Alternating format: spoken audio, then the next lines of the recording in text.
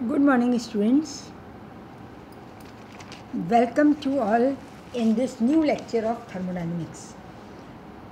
हमने अभी तक थर्मोडायनेमिक्स में द्वितीय law second law of thermodynamics पढ़ा और कार्नोट चक्र के बारे में अध्ययन किया। अब हम आज पढ़ेंगे द्वितीय प्रकार की शाश्वत गति machine, perpetual motion machine of second kind. इससे पहले हमने जाना था कि प्रथम प्रकार की शाश्वत गति मशीन यानी ऐसा यंत्र जो ऊष्मा ऊर्जा को व्यय किए बिना ही लगातार कार्य करता चला जाए का निर्माण संभव नहीं है।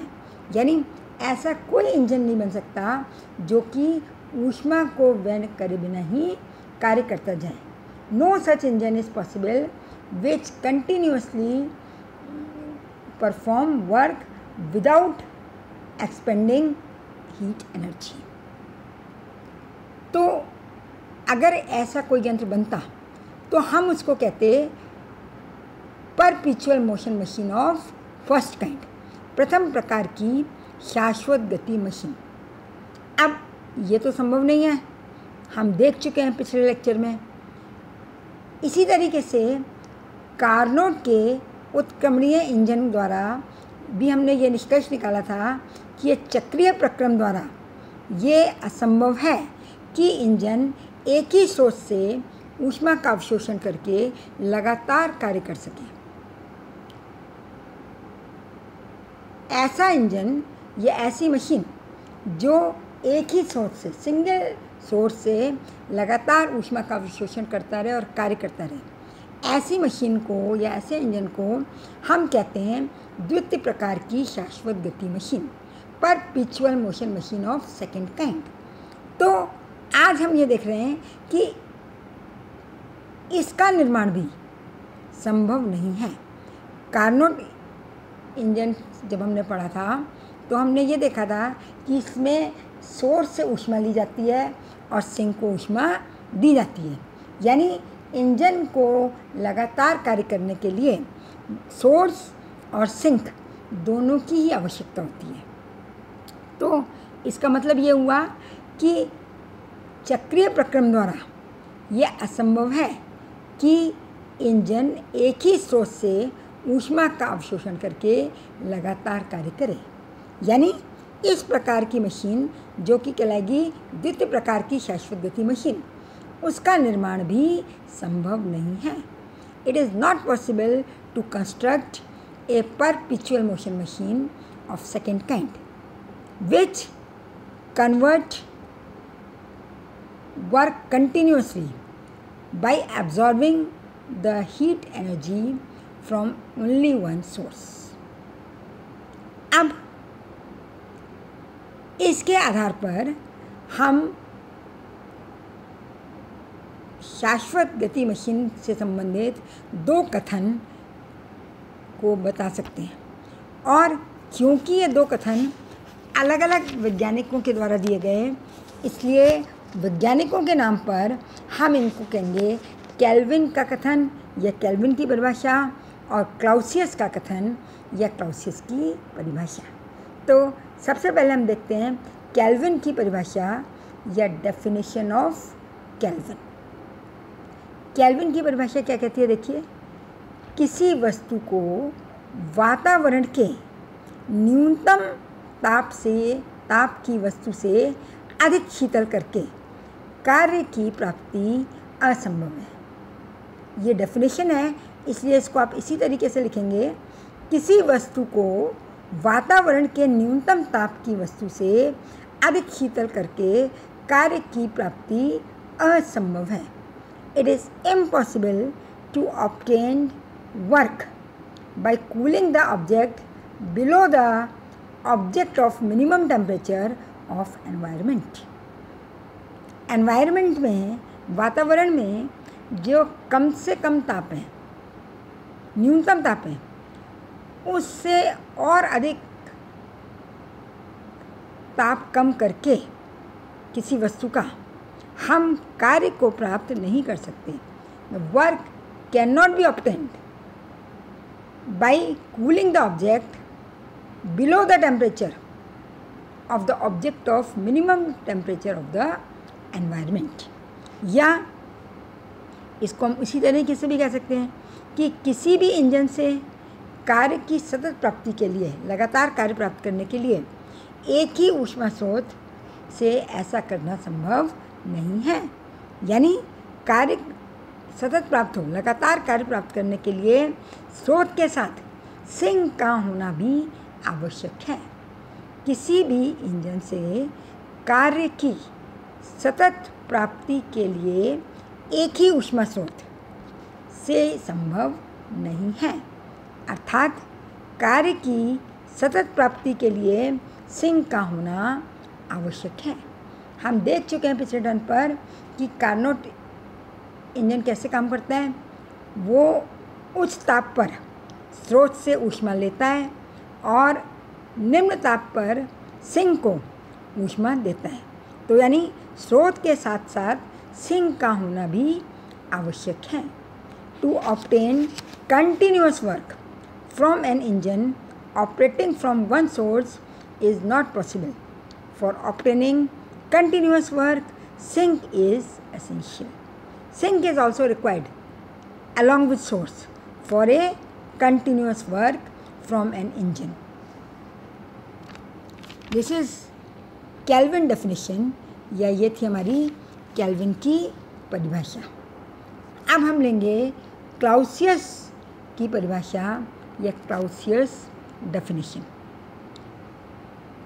ये भी केल्विन डेफिनेशन का ही इंटरप्रिटेशन है, पर कुछ अलग तरीके से। देखिए, ये कहती हैं किसी भी स्वतः क्रियाशील मशीन के लिए जिसे किसी अन्य बाहरी स्रोत की सहायता प्राप्त न हो, निम्न ताप वाली वस्तु से ऊष्मा लेकर अपेक्षाकृत गर्म वस्तु को प्रदान करना संभव नहीं है या असंभव है। फिर से हमें सुनिए, किसी भी स्वतः क्रियाशील मशीन के लिए जिसे किसी अन्य बाह्य स्रोत की सहायता प्राप्त न हो, निम्न ताप वाली वस्तु से ऊष्मा लेकर अपेक्षाकृत गर्म वस्तु को प्रदान करना असंभव है। क्या मतलब हुआ? अगर कोई स्पॉन्टेनियस वर्किंग मशीन है जो अपने आप कार्य कर रही है, अपने आप कार्य करने का यहाँ मतलब है बिना किसी बाह्य स्रोत की सहायता से कार्य कर रही है, स्वतः क्रियाशील है, तो वो हमेशा क्या करेगी? उच्च ताप वाली वस्तु से ऊष्मा लेकर निम्न ताप वाली वस्तु को देगी। कभी भी ऐसा नहीं होगा कि निम्न ताप वाली वस्तु से ऊष्मा लेकर अपेक्षाकृत अधिक ताप वाली वस्तु को प्रदान करे। ऐसा करना असंभव है या संभव नहीं है।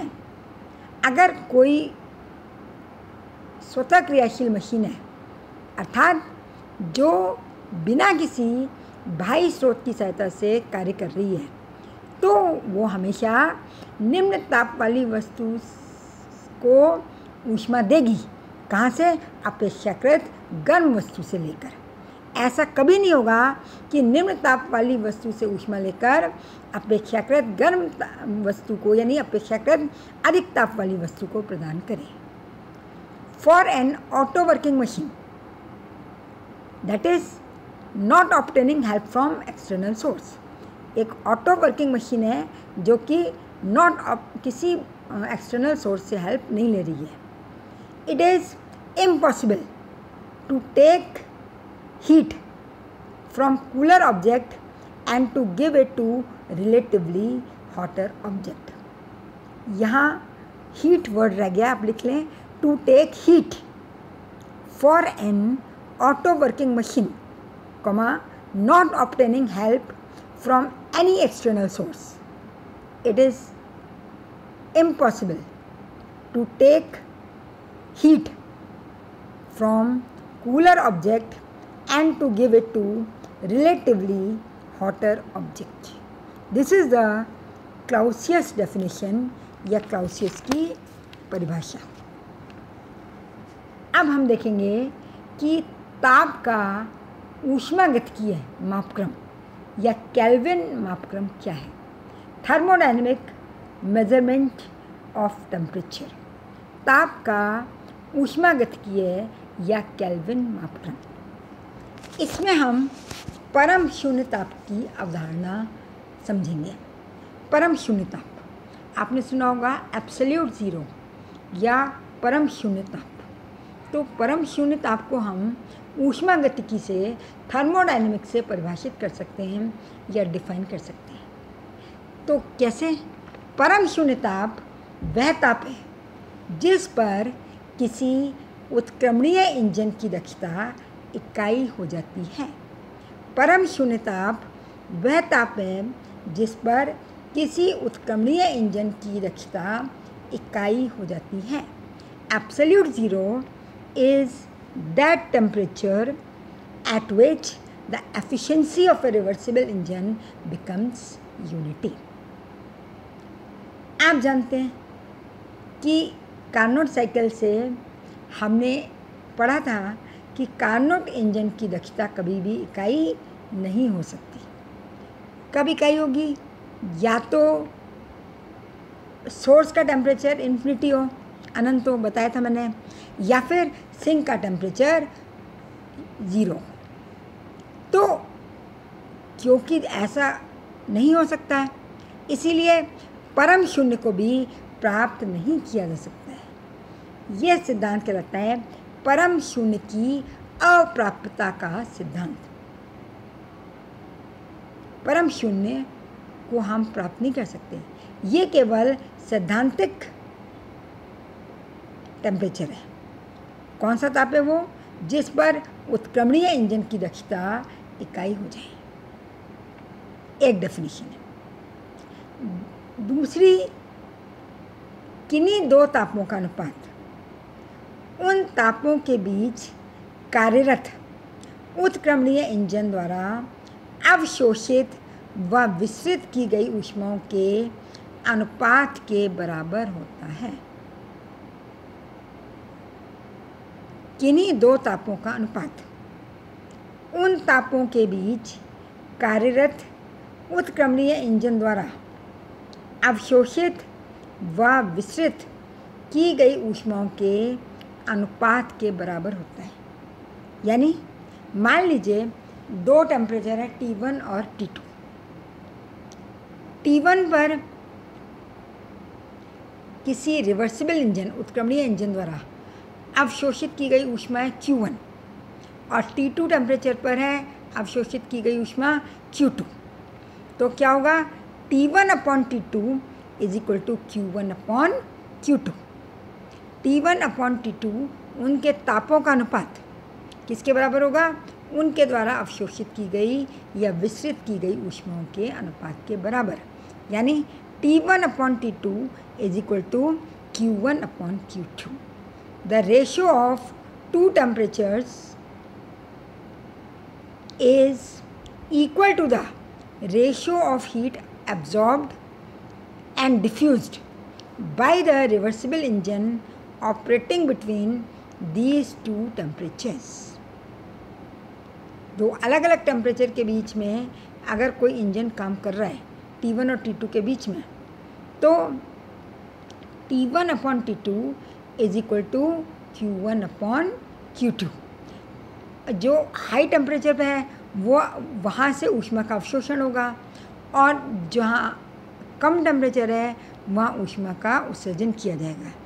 तो ये नेगेटिव साइन के साथ होगा। इस तरीके से आज हमने देखा कि शाश्वत गति मशीन प्रथम और द्वितीय क्या होती हैं, इनको प्राप्त नहीं किया जा सकता है, और ताप का ऊष्मागतिकीय या केल्विन मापक्रम क्या है। अब नेक्स्ट क्लास में हम इसके आगे पढ़ेंगे। Thank you.